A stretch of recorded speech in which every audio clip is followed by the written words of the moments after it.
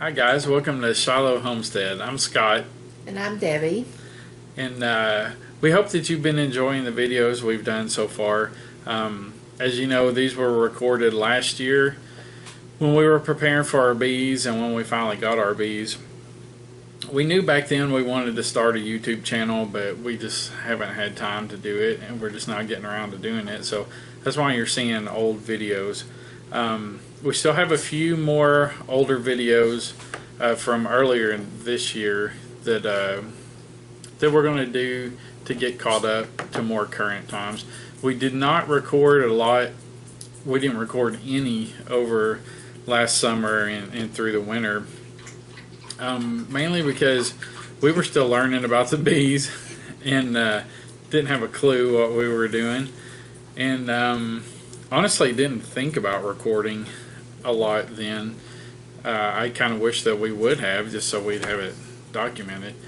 Anyway, so fast forward to April of this year, when spring's just coming into full bloom, and it's the middle of swarm season.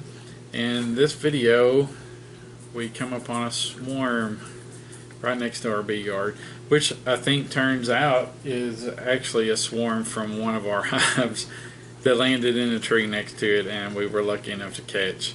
So that is what this video is. So we hope you enjoy it.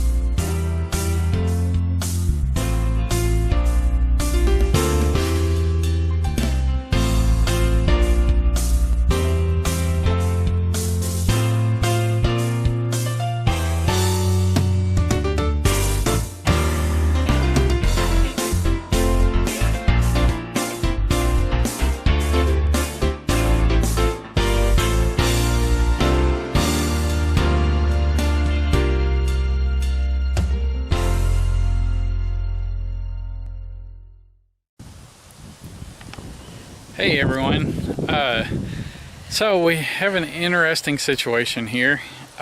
We came out here after work last night to do some work on the land, getting ready for our Easter sunrise service we're having out here. And anyway, it was starting to get dark, and we were just kind of standing here by our bee yard, admiring and talking and stuff. And I looked up in a tree just a little ways away from our bee yard. I'll turn the camera around here and see if you can see. Here's the bee yard,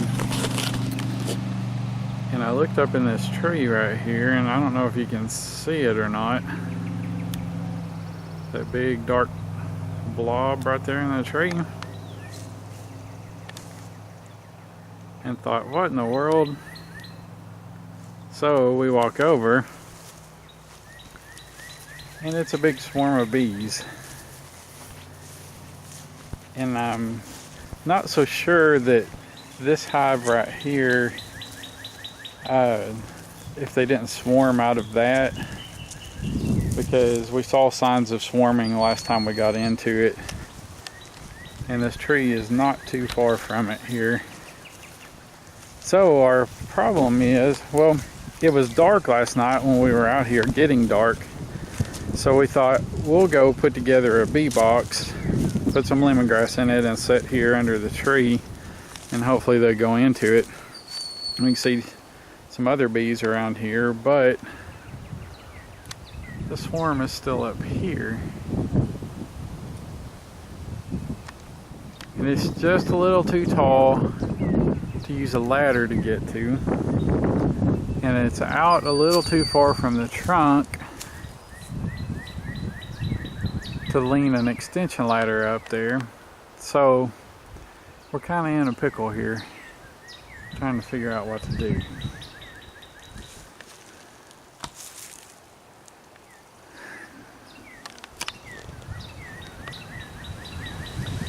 So we've had thoughts of screwing a 5-gallon bucket onto a 2x4 and reaching up there and trying to shake them into the bucket to dump into the box.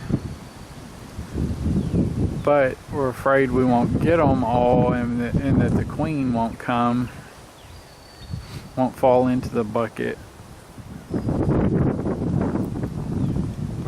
thought about cutting the branch. Not sure what to do.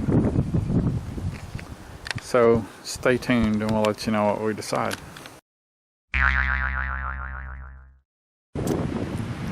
Okay, so what do you do when you don't know what to do? You call the expert. The expert. We called a friend of ours. His name is Richard Underhill, and he is an EAS certified master beekeeper. And he actually taught the class that we took last spring, I guess it was early spring, when we first decided to do this. And it was an awesome class. If you get a chance to catch one of his classes, he does a lot at Bemis Bee Farm and Tree Farm in Little Rock, so you can check their website out, or just Google Richard, and I'm sure it'll come up with some of his classes that he's doing somewhere. I highly recommend taking them. But he lives in Conway, so it's about an hour away. But he was awesome enough that he said he was going to head over this way and help us get these bees. So we'll try and set up the tripod and record this. It should be interesting. This is the first snake we've seen on this place out here. And I just about stepped on him and just about messed my pants. I do not do snakes. I think that's a king snake. I don't think he's poisoned, but I don't think that's a king He's not snake. poisonous. Look at his head.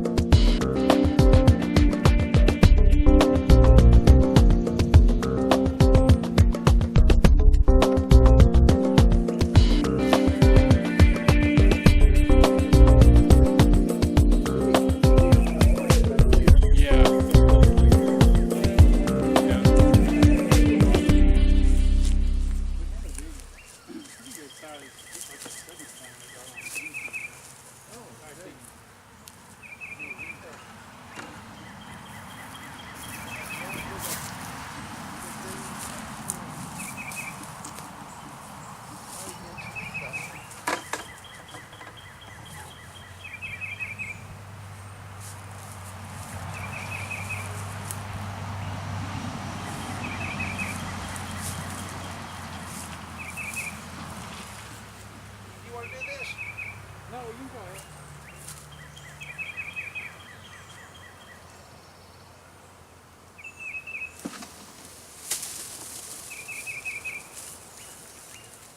All right, let's put the last 3 frames back in.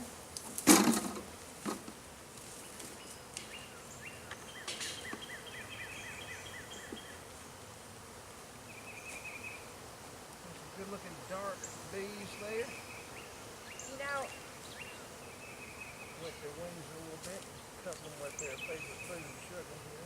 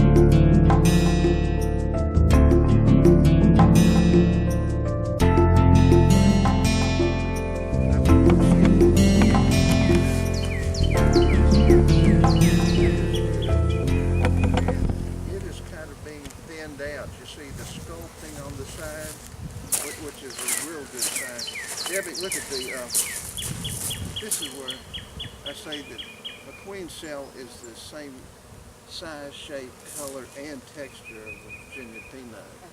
And the sculpting means that they have had enough nutrition to be able to produce the wax, and they've given it enough care. So the sculpting there, where they're making a little peanut texture, is a good thing. And then the workers, you see, have been thinning the wax off of the bottom edge there, so that the queen is ready to come out. I don't think we have any problem at all here, Scott, because the old queen died. They carried her out. They know that she's out. Their behavior is indicating that they're acting like they're queen right. They have the resources here to make two good queens. I'm gonna let you hold this one, Debbie. And here's the let's do. So To help us, we're gonna mark it. We've got a cell right here.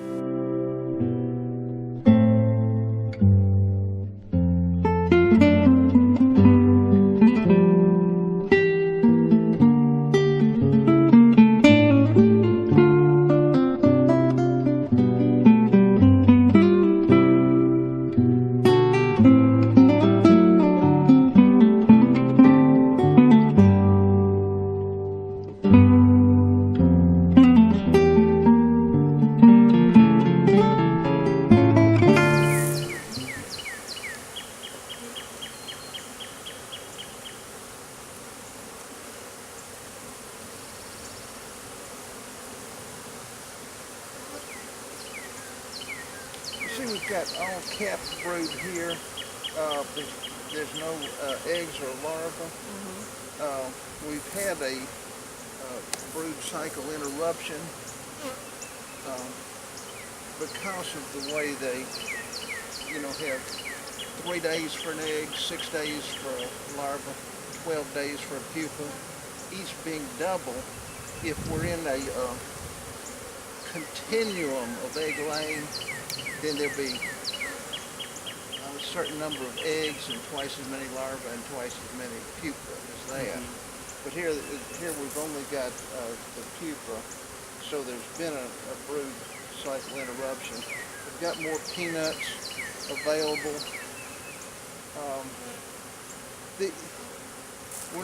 We haven't looked at it very deeply, but you might find a chewed out one cell. If you went through the whole hive, you might find one cell that had emerged with the queen, with a new queen. Here's a nice peanut here. So they've got plenty of resources.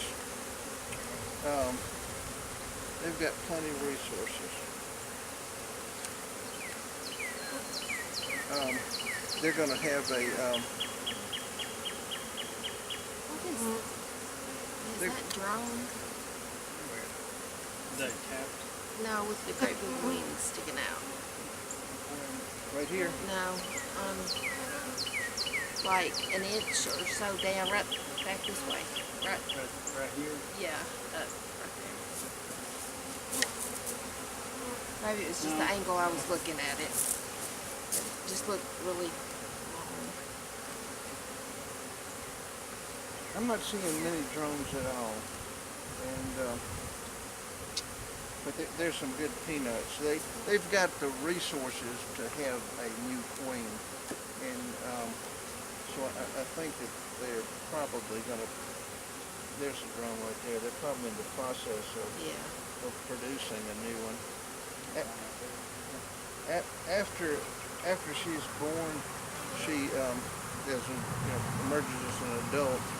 She'll stay in the hive for 5 or 6 days, and then make her mating flight, and then she'll come back for 5 or 6 days before she starts laying eggs.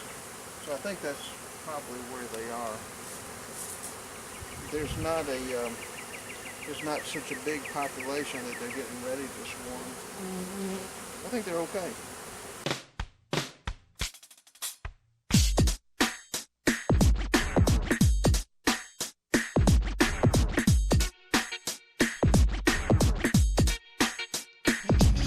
So my battery went dead at some point when we had this thing on the tripod, so I don't know how much of that you got to see or not, but and I'm sorry we didn't talk to Richard on camera more, because Richard, man, is an awesome guy, very smart when it comes to bees. And anyway, he did a hive check with us and looked at our other two hives, because our strongest hive there, when I was looking around the outside of the hive, I found the queen. She was dead outside of the hive, laying on the gravel. We know it was her because she was marked red, and she was laying out there. So Richard checked the hive with us, and there's several queen cells that they had made in there. So they've got a new queen that's about to come out sometime here soon. So the hive's in real good shape. So she'll come out, and then at some point in the next few weeks, she'll go on her mating flight, and then come back and start laying eggs. And same thing with the other one. There was no queen in there, but there was some queen cells. They were making a new queen, and it's not as many bees in that one as there is in the other hive, but it's still a pretty strong hive, and everything looks good. Plus we got us a third hive now, some freebies. You can't beat freebies. Forgot to tell you, I just got stung for the first time. I've made fun of Debbie because she's the only one been stung, but it just happened to me. And I wasn't even really close to the hives. It's just one crazy bee came right at me. I actually might have gotten stung twice. It was right on my ear and behind my ear. So it's probably gonna be swelled out pretty big here. And so anyway, that didn't feel too good. This is my first time, and I did not like it. Hope it doesn't happen again. I can't make fun of Debbie now, because I've been stung too.